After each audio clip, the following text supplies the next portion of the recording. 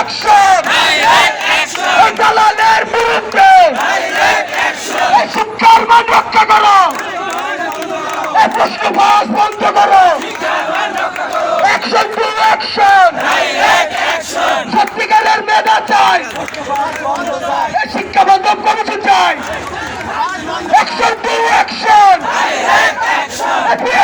বিরুদ্ধে দালালের বিরুদ্ধে লড়াই লড়াই লড়াই চাই, লড়াই লড়াই লড়াই চাই, অ্যাকশন টু অ্যাকশন।